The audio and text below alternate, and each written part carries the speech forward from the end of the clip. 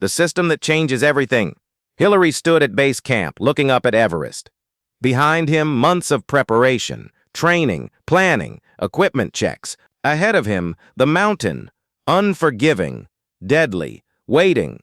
Most climbers spent weeks analyzing every detail, every route, every weather pattern, every possible scenario. They planned until they were paralyzed. Hillary was different. He had a system. Simple, fast, effective. 3 steps. Decide. 2. Act. Adjust. That's it. No overthinking. No endless planning. No waiting for the perfect moment. Because on Everest, there is no perfect moment. There's only now. The decision matrix. At Camp 8, Hillary faced a critical choice. The oxygen tank was leaking. Time was running out. He had 3 options. Option 1, abort, go down, safe but defeated. Option 2, try to fix it. Risky, might waste precious time. Option 3, continue anyway. Share oxygen with Tenzing. Extremely dangerous. Most people would freeze. Overwhelmed by choices, unable to decide. But Hillary had a framework. He asked himself 3 questions. Question 1, what's the goal? Answer, reach the summit. Question 2, what's the biggest risk? Answer, running out of oxygen. Question 3, what's the minimum action needed? Answer, fix the tank, now. Decision made.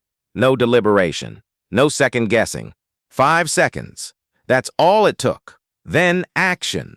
The speed of action, Hillary didn't wait for certainty. He didn't wait for perfect conditions. He didn't wait for permission. He acted immediately because he understood something most people miss. Action creates clarity. Sitting and thinking creates confusion. Moving creates information. When you act, you learn. You see what works, what doesn't. You adjust. When you just think, you spiral. You imagine problems that don't exist. You create fear out of nothing. Hillary fixed the oxygen tank in 4 minutes. Not because he was an expert, but because he started immediately. If he had waited, analyzed, worried, the tank would have emptied completely, and the expedition would have ended. The adjustment protocol. But action alone isn't enough.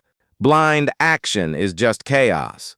You need adjustment, constant, real-time, ruthless. At 8,600 meters, Hillary's original plan was to take the left route, longer, but safer. But when he reached the junction, he saw something.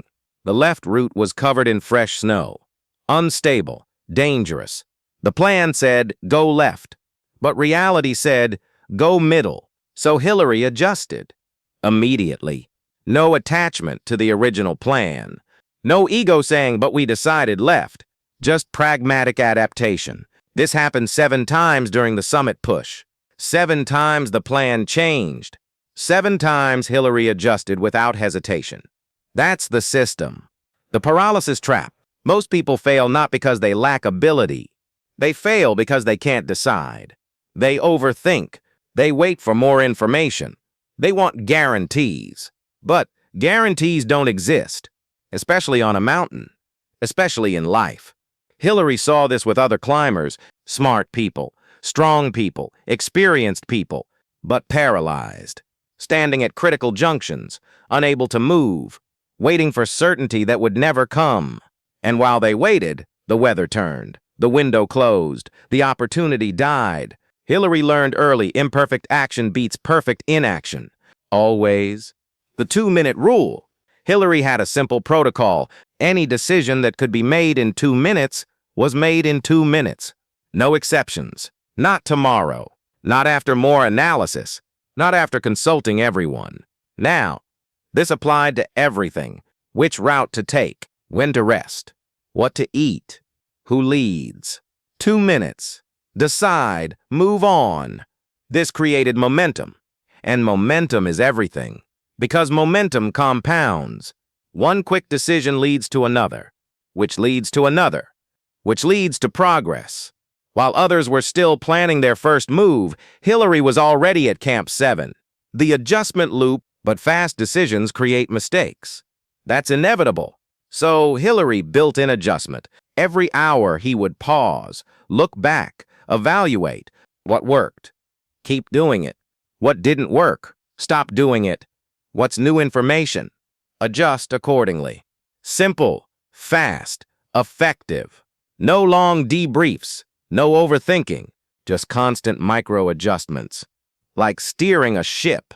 You don't plot the entire course and then never touch the wheel. You constantly adjust. For wind, for current, for weather. Everest is the same. Plan, act, adjust, repeat. The moment of truth. At the Hillary step, this system was tested to its limit. A 40-foot vertical ice wall, nearly impossible to climb. Hillary stood at the bottom, looking up. He had 2 minutes to decide, attempt the climb, high risk, high reward, or find another route, safe but time-consuming. He ran the 3 questions: goal, summit, biggest risk, running out of time, minimum action, climb the wall, decision, climb. Time elapsed, 47 seconds. He started climbing. Halfway up, his crampon slipped. He nearly fell. New information. Adjustment needed. He changed his grip, shifted his weight, found a new foothold. Kept climbing. Reached the top. Total time, 6 minutes. If he had stood at the bottom, analyzing every possible scenario, planning every move, the weather would have turned.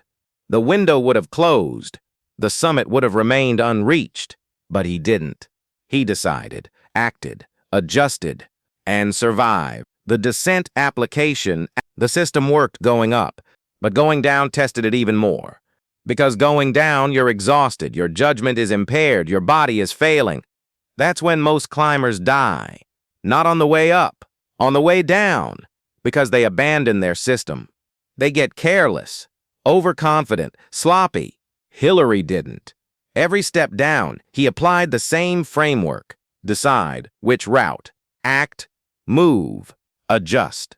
Is the ice stable? Is the rope secure? Is tensing okay? Constant, relentless, systematic. At 300 meters, his original descent plan was to go straight down. But when he reached the ridge, he saw fresh cracks in the ice. Adjustment, go around. Extra time, 15 minutes. Result, survived. If he had stuck to the plan rigidly, he would have walked onto unstable ice and fallen. The system saved his life. Again, the post-Everest system. After Everest, Hillary faced a different mountain. Fame, expectations, pressure to be perfect. Everyone wanted a piece of him. Interviews, ceremonies, requests. He could have drowned in it, but he applied the same system. Decide what matters most. Answer, helping Sherpa communities. Act, build schools. Immediately, start with 1. Adjust. What do they actually need? Ask them, not assume. This became his life's work, not planned from the beginning, not a grand strategy. Just decide, act, adjust, repeat. 30 schools built, 12 hospitals, countless lives changed, all from the same simple system. The system anyone can use. Here's the truth. Hillary wasn't superhuman. He wasn't smarter than everyone else. He wasn't stronger. He just had a better system. And systems beat talent. Every time. You can use this system too. Right now. Whatever your Everest is, step 1, decide. 2 minutes maximum. What's your goal? What's the biggest risk? What's the minimum action needed? Answer those. Decide. Move on. Step 2, act. Immediately. Don't wait for perfect conditions. Don't wait for more information. Don't wait for permission. Start. Now. Step 3, adjust every hour. What worked? Keep it. What didn't? Stop it. What's new? Adapt. Repeat. That's it.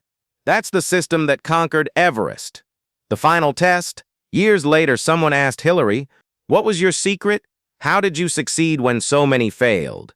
Hillary thought for a moment. Then said, "I didn't overthink it, I just kept moving. And when something didn't work, I tried something else." The interviewer looked confused. "That's it? That's the secret?" Hillary smiled. "That's it. Most people make it complicated. It's not. Decide what to do it, see what happens, adjust, repeat. But what about planning, strategy, analysis? Those are important, but they're not the secret. The secret is don't let planning replace action. Plan enough to start, then learn by doing. The interviewer pressed, but what if you make mistakes? Hillary's answer was simple. You will make mistakes. That's guaranteed. But making mistakes while moving forward is better than making no mistakes while standing still. Because standing still on Everest means freezing to death. He paused. And standing still in life means the same thing. The system in 3 sentences: decide fast, act immediately, adjust constantly. That's how you climb mountains. That's how you live. The question Hillary never answered. On his deathbed, Hillary's son asked him one final question. Dad, if you could go back and do it all over again, would you change anything? Hillary was quiet for a long time. Then he whispered, I would start sooner. Those were his last words about Everest. Not I would plan more. Not I would be more careful. Not I would wait for better conditions. Just I would start sooner. Because he understood. The biggest risk isn't acting too soon. It's waiting too long. The biggest danger isn't making the wrong decision. It's making no decision. The biggest failure isn't falling while climbing. It's never climbing at all. The truth about Everest. Here's what they don't tell you. Reaching the summit wasn't about being the best climber. It was about being the one who didn't quit, who kept deciding, who kept acting, who kept adjusting. While others were planning the perfect ascent, Hillary was already climbing. While others were waiting for ideal conditions, Hillary was already at Camp Zig. While others were debating strategy, Hillary was already on the summit. Not because he was better, but because he had a system, and he trusted it. The system you choose, you have a choice right now. You can overthink, overplan, overanalyze. Wait for the perfect moment. Wait for certainty. Wait for guarantees. And wait forever. Or you can adopt Hillary's system. Decide in 2 minutes. Act immediately, adjust constantly, and climb your mountain. The choice is yours. But remember, the mountain isn't getting smaller. The weather isn't getting better. The time isn't coming back. All you have is now. So what will you decide? And more importantly, when will you start?